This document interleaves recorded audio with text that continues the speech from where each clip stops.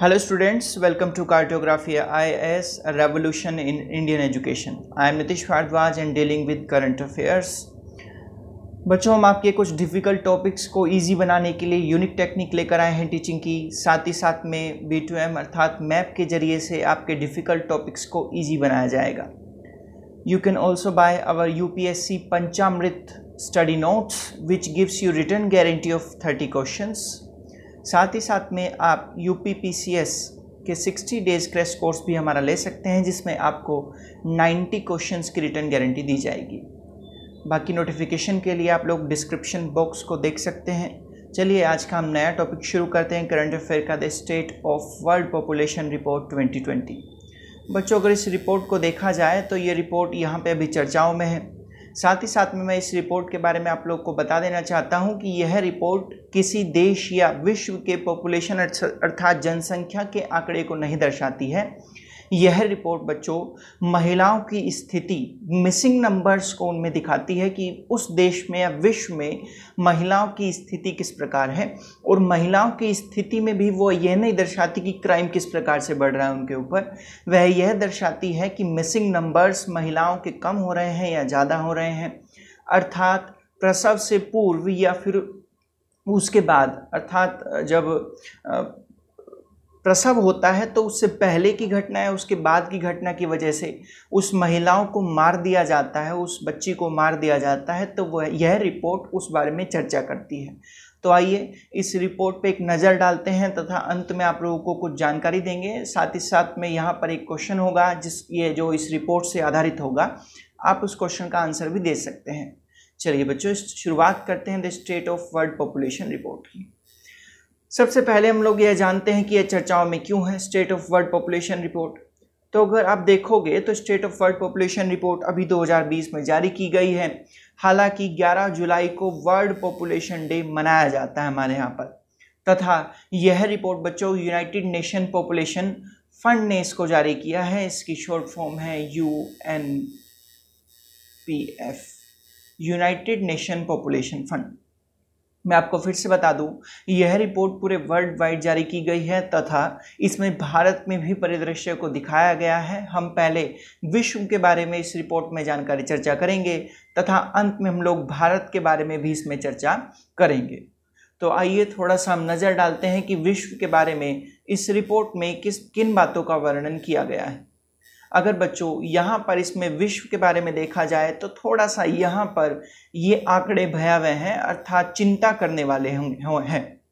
इसमें कहा गया है कि दुनिया भर में 50 वर्षों में मिसिंग जो महिलाएं हैं उनकी संख्या 2 गुने से अधिक हो गई है. लापता महिलाएं या फिर मिसिंग फीमेल्स जो हैं उनकी संख्याएं 50 वर्ष में 2 गुने से अधिक हो चली जा रही हैं. ये एक चौंका देने वाला आंकड़ा है. अब यहाँ पर ये क्वेश्चन बना कि मिसिंग महिलाएं या फिर लापता महिलाएं कौन सी होती हैं. तो बच्चों, ये वे महिलाएं होती हैं जो प्रसव से पहले या बाद में जनसंख्या से विलुप्त हो जाती हैं. और इसमें विलुप्त होने के बहुत से कारण बताए गए हैं. विलुप्त मतलब वहां से हटा दी जाती है जनसंख्या, इनको मृत्यु प्रदान कर दी जाती है, इनको मार दिया जाता है. यहाँ पर उसमें सबसे बड़ा कारण बताया गया है कि लिंग चयन अर्थात जेंडर चूजिंग की वजह से यहाँ पर उन महिलाओं को जनसंख्या से हटा दिया जाता है. इसमें इस रिपोर्ट में ही 3 मुख्य कारण इसके बताए गए हैं कि ये मिसिंग महिलाओं का नंबर बढ़ता क्यों चला जा रहा है. तो इसके 3 मुख्य कारण बताए गए हैं. पहला इसका कारण आप लोगों को पता है, लिंग आधारित चयन होगा, जेंडर बेस्ड चूज करना होगा, सिलेक्शन होगा वहां पर. ठीक है. दूसरा यहाँ पर कारण बताया गया है कि जो भारतीय समाज या विश्व समाज है वो महिलाओं को तवज्जो कम देता है, बाकायदा लड़कों को यानी कि बॉयज को ज्यादा सेलेक्ट करता है. ठीक है, यानी कि पुरुष को अधिक महत्व देना समाज में, महिलाओं को कम महत्व देना. और तीसरा यहाँ पर बच्चों महिलाओं जनानांग कृत्यन को बताया गया है, यानी कि जो उनकी जेंडर मोर्टेलिटी होती है उसके लिए आधार बनाकर इसमें फीमेल मिसिंग को भी टारगेट किया गया है. तो यह रिपोर्ट 3 बातों पर आधारित है, जो 3 बातें मैंने आपको बताई. इस रिपोर्ट में हम बेसिकली इन 3 बातों के इर्द गिर्द घूमने की कोशिश करेंगे. आइए, यहाँ पर आप लोगों को जानकारी मिली कि पिछले 50 वर्षों में 2 गुने से अधिक हो गई है मिसिंग महिलाओं की संख्या। और मिसिंग महिला वे संख्या होती हैं जो जन्म के पूर्व या जन्म के बाद किसी कारणवश जनसंख्या में वे काउंट नहीं हो पाती, अर्थात उनकी मृत्यु हो जाती है। उनको मिसिंग फीमेल्स या लापता महिलाएं हम लोग कहते हैं। 1970 से बच्चों 2020 तक, यानी कि 50 साल पूरे हो गए। अगर 1970 में हम लोग मिसिंग फीमेल्स की संख्या देखें तो 61 मिलियन थी, वहीं 2020 में यह बढ़कर 142.6 मिलियन हो गई है। अर्थात यहां पर पहले 61 मिलियन थी 1970 में, लेकिन 2000 में यही बढ़कर 142.6 मिलियन हो चुकी है। और इसका मोटा मोटा सा कारण इस रिपोर्ट में बताया गया है कि इस रिपोर्ट में यहाँ पर सेक्स सिलेक्शन को, यानी कि जो जेंडर आधारित सिलेक्शन होता है, यानी कि महिलाएं है या पुरुष है या फिर बॉय है या फिर गर्ल चाइल्ड है, इसकी वजह से दुनिया भर में 1.2 मिलियन से 1.5 मिलियन लड़कियों का जन्म नहीं हो पाता है। उनको भ्रूण में ही, फीमेल एम्ब्रियो में ही उनको मार दिया जाता है। अर्थात यहाँ पर 1.5 मिलियन से 1.2 मिलियन तक जो फीमेल एम्ब्रियो हैं उनको भ्रूण में ही खत्म कर दिया जाता है, पेट में ही मार दिया जाता है। यह भी एक चिंताजनक आंकड़ा है, चौंका देने वाला आंकड़ा है। हालांकि अगर देखा जाए तो सबसे ज्यादा जन्म महिलाओं का भारत में और चाइना में होता है, लेकिन फीमेल एम्ब्रियो की हत्या भी सबसे ज्यादा 90 से 95% भारत और चाइना में ही हो रही हैं। क्योंकि भारत और चाइना आबादी के लिहाज से 2 बड़े देश हैं, इसलिए यहाँ पर जन्म की संख्या भी अधिक है, परंतु फीमेल एम्ब्रियो की हत्या की संख्या भी यहाँ पर अधिक है। टोटल विश्व में 90 से 95% भारत और चीन में ही फीमेल एम्ब्रियो की हत्या की जाती है। इसमें से आप लोग निकाल भी सकते हैं 1.2 से 1.5 मिलियन फीमेल एम्ब्रियो को मार दिया जाता है और उसका 90 से 95% भारत और चाइना में पाया जाता है। अब देखते हैं कि इस रिपोर्ट में भारत का क्या स्टेटस रहा है, इस रिपोर्ट में भारत के बारे में क्या चर्चाएं की गई हैं तथा इस रिपोर्ट में भारत को क्या सलाहें दी गई हैं, इसका हम जानते हैं। बच्चों, इसमें यहाँ पर भी भारत के लिए भी चौंका देने वाला आंकड़ा है। इस रिपोर्ट में कहा गया है कि पिछले 50 वर्षों में भारत में मिसिंग फीमेल की संख्या 45.8 मिलियन व चाइना में 72.3 मिलियन हुई है। यहाँ पर अगर आप 50 वर्षों की बात करोगे तो भारत में इतनी तथा चाइना में 72.3% फीमेल मिसिंग नंबर रहे हैं बच्चों। ठीक है, आगे देखते हैं हम लोग। मिसिंग फीमेल इंडिया में अगर जो देखें बच्चों तो यहाँ पर 2013 से 2017 के बीच लगभग 4,60,000 लड़कियां जन्म से पहले ही मृत्यु को प्राप्त हो गई हैं। अर्थात यहाँ पर जेंडर सिलेक्शन किया गया है उनका, जिसकी वजह से वे जन्म ही नहीं ले पाई हैं। ये इसमें सबसे बड़ा कारण हमारी सोसाइटी में जो जागरूकता है उसकी कमी है। हालांकि भारत सरकार जागरूक बनाने के लिए हमारे यहाँ पर बहुत सारी योजनाओं को बढ़ावा दे रही है, जिससे कि या फिर राज्य सरकार भी इसमें पूर्णतः योगदान कर रही है, जिससे कि महिलाओं का जो मिसिंग नंबर है, महिलाओं का जो फीमेल मिसिंग नंबर है उसको कम से कम किया जा सके। परंतु यहाँ पर आप लोगों को याद रखना है 2013 से 2017 के बीच 4,60,000 लड़कियां जन्म से पहले ही मार दी गई हैं और इसकी प्रमुख वजह यहाँ पर सेक्स सिलेक्शन या फिर जेंडर बेस्ड सिलेक्शन को बताया गया है। आगे देखते हैं। ये बच्चों एक चौंका देने वाला आंकड़ा फिर से आपके सामने आ रहा है और एक विश्लेषण के अनुसार अगर देखा जाए तो जो 2/3 आंकड़ा है उसमें से, यानी कि 3 अगर फीमेल एम्ब्रियो हैं तो 3 में से 2 को मार दिया जाता है। क्यों? क्योंकि वहां पर सेक्स सिलेक्शन होता है।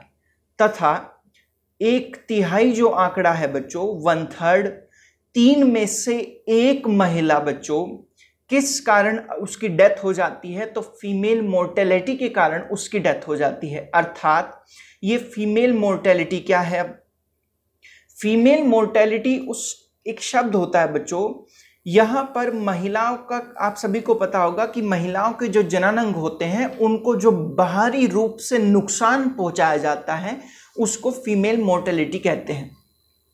तो यहां पर 3 में से 2 महिलाओं को सेक्स सिलेक्शन की वजह से मार दिया जाता है तथा 3 में से 1 महिला को यहां पर किसकी वजह से मारा जाता है, तो फीमेल मोर्टेलिटी की वजह से मार दिया जाता है। 2014 में अध्ययन के अनुसार भारत में एक्सेस फीमेल मोर्टेलिटी रेट सबसे ज़्यादा है, अर्थात यहाँ पर महिलाओं के जननांग को बाहरी रूप से अधिक नुकसान पहुँचाया जाता है। इस रिपोर्ट में यह भी कहा गया है कि भारत में 5 साल से कम उम्र की हर 9 में से 1 बच्ची को जन्म के बाद सेक्स सिलेक्शन की वजह से मार दिया जाता है। अर्थात यहाँ पर यह कहा गया है कि बच्चों जब फीमेल एम्ब्रियो ही नहीं मरते, यहाँ पर अगर 5 साल की जो कम उम्र की जो लड़की है उसको भी 9 में से 1 बच्ची को भी यहाँ पर सेक्स सिलेक्शन की वजह से मार दिया जाता है। अर्थात इस वजह से मार दिया जाता है क्योंकि वह महिला है या फिर वो आगे चलकर लड़की बनने वाली है। मैंने आपको बताया था कि इस रिपोर्ट में 3 बात फोकस किया गया है। पहला बाल विवाह, चाइल्ड मैरिज को फोकस किया गया है। फीमेल जेंडर मोर्टेलिटी, महिला जननांग कृत्रण को यहाँ पर इसमें दिखाया गया है। और इस रिपोर्ट में बच्चों लड़कियों से ज़्यादा लड़कों को प्राथमिकता देने को भी इसका कारण माना गया है। तो 3 यहाँ पर सबसे प्रमुख कारण माने गए हैं।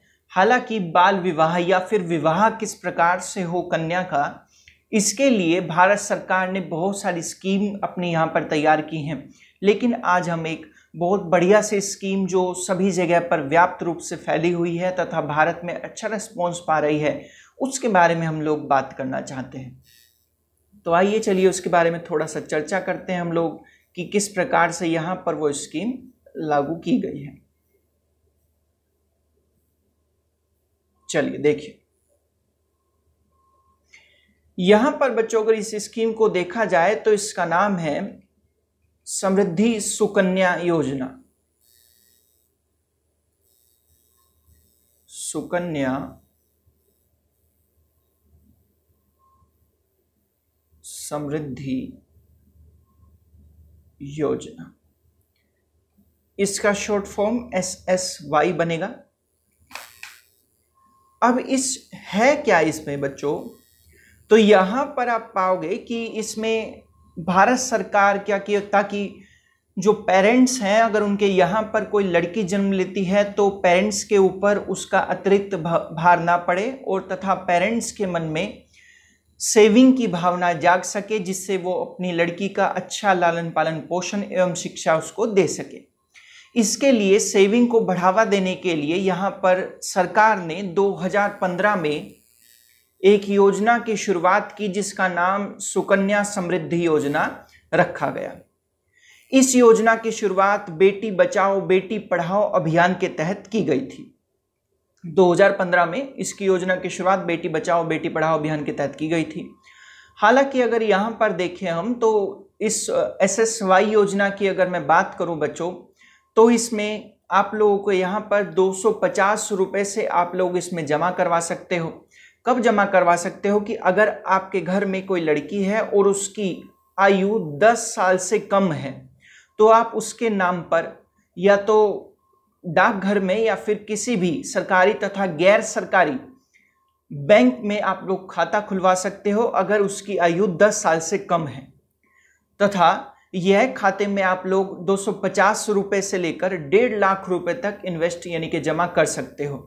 इस स्कीम में जो आपने पैसा जमा किया है उसमें आपको 100% रिटर्न तथा साथ ही साथ में आप लोगों को उसमें टैक्स की भी छूट मिलेगी।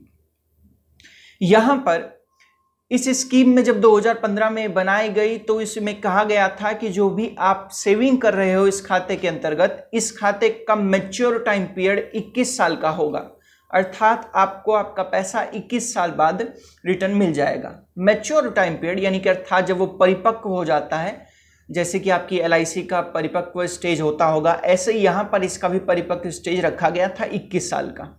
लेकिन 2019 में इसमें संशोधन कर दिए गए वित्त मंत्रालय द्वारा, और 2019 में इसमें संशोधन करके वित्त मंत्रालय ने कहा कि जो कन्या होगी अर्थात जिसके नाम पर यह खाता खुला होगा, या तो खाता धारक नहीं रहा तो वो बीच में से यानी कि जब उसका खाता मैच्योर भी नहीं होगा तब भी वो इसमें से राशि अपनी निकाल सकता है।